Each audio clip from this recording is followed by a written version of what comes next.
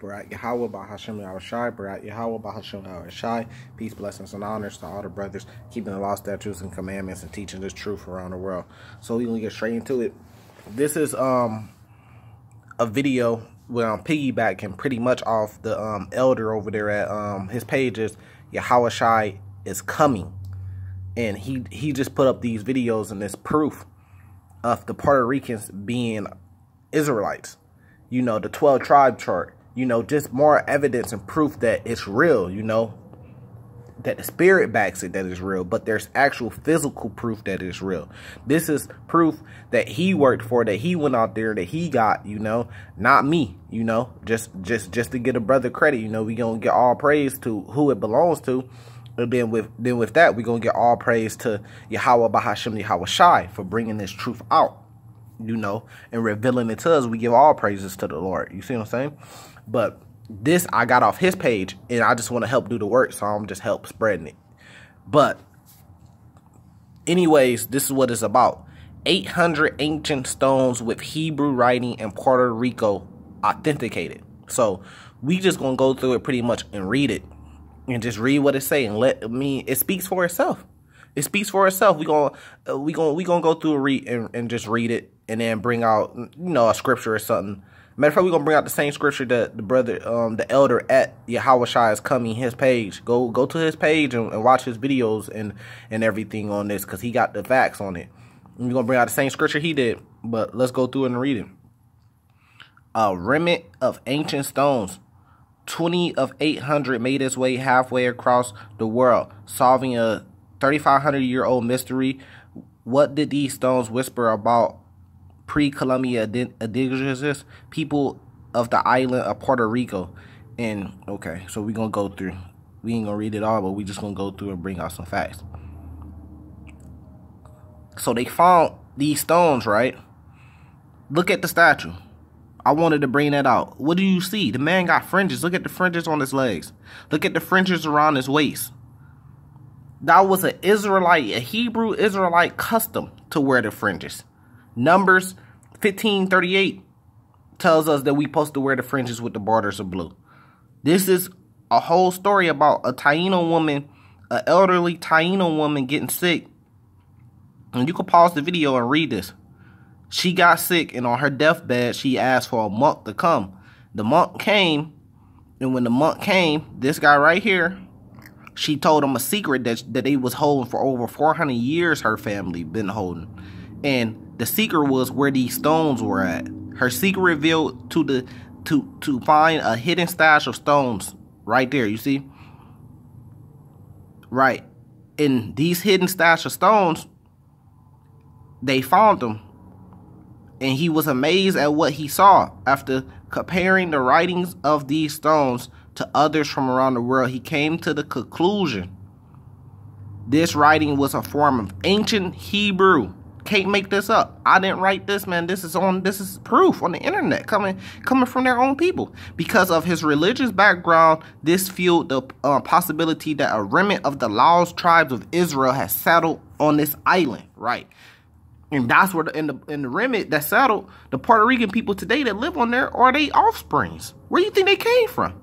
This remnant of Israelites just settled, and then they try to make it seem like, oh, but there was Puerto Rican people living, and then the Israelites came, and they was living on the island too, and from that's where these stones left. No, that's not what happened.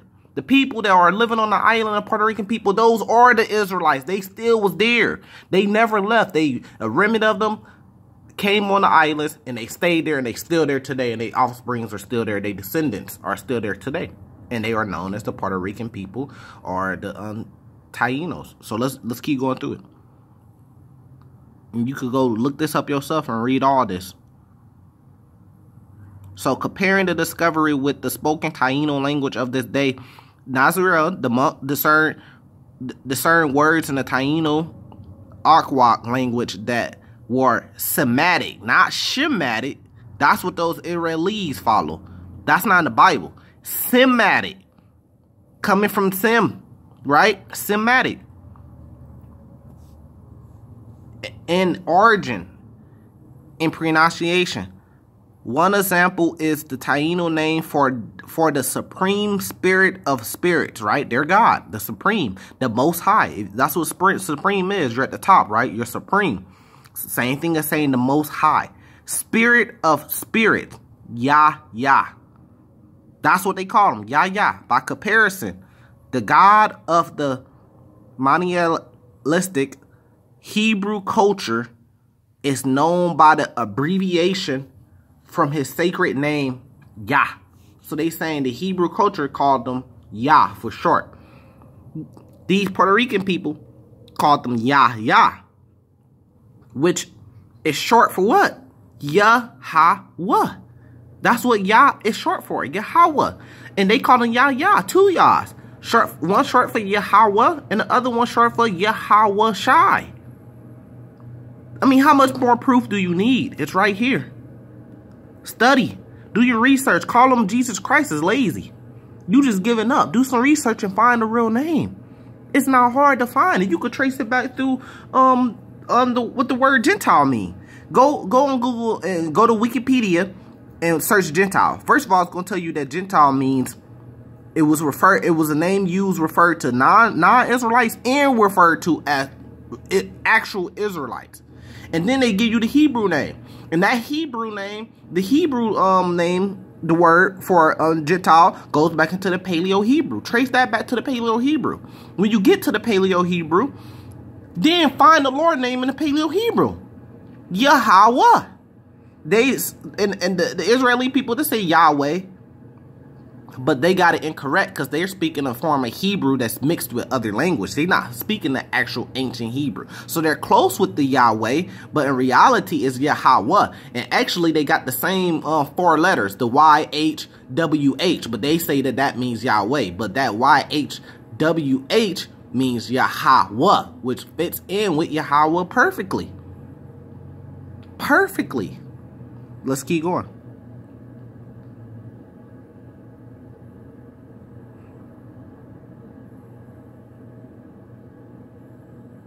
Right, so pretty much it's just going through, just telling you that right here, some even theorize that the writings predate the Mayan and Inca writing system. Of course, this is the oldest language on earth, the first language on earth. This is what Adam and Eve spoke, ancient Hebrew. Of course it predates the Mayans and Incas. Those are babies compared to this language. So let's keep going on. The doctor's result based on the patina revealed that these rocks were not forgeries. These are real. This is real proof. How much more do you need? How much more do you need? I want to get to the end of this though, because they said something very interesting at the end of this. You know what? Look, expert discerned the writing to be a mixture of Hebrew and a little bit of Phoenician in an unknown script, right? So you say, why would it be Hebrew and a little bit Phoenician, right?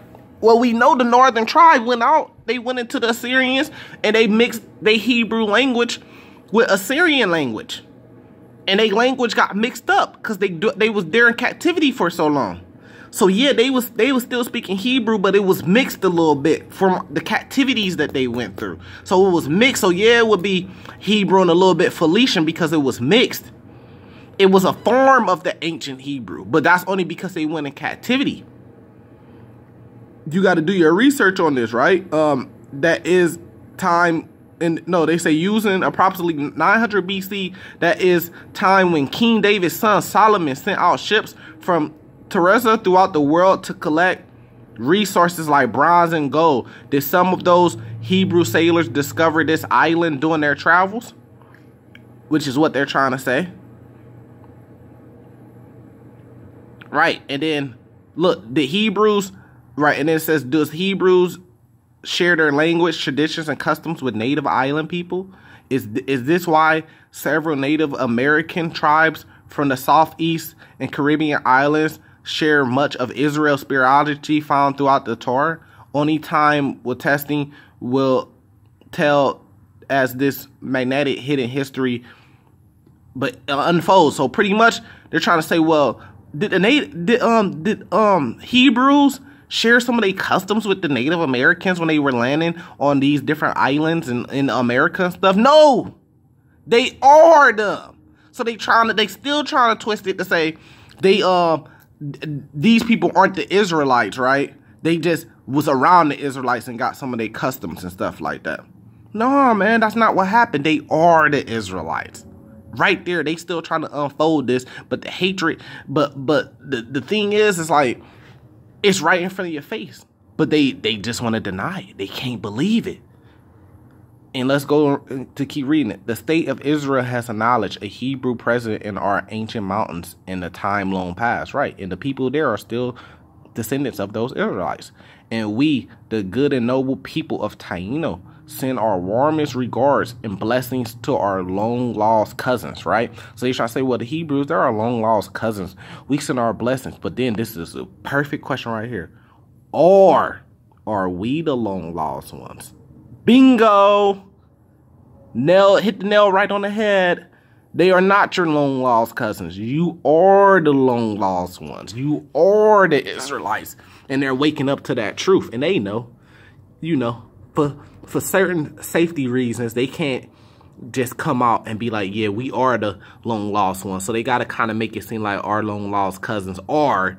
Then they put a little truth in there. Or are we the long-lost ones? Because they know Esau out there hunting them down for this truth. They trying to suppress this truth, and they'll kill anybody that bring out this truth. Just like when you see a lot of Judites in the industries, music industries or acting industries bring out a little bit of truth, they end up getting killed. They end up getting whacked. So you got to keep it on the low. So this is really written in parable. It's meant for the ones that get it, that know about it, to get it.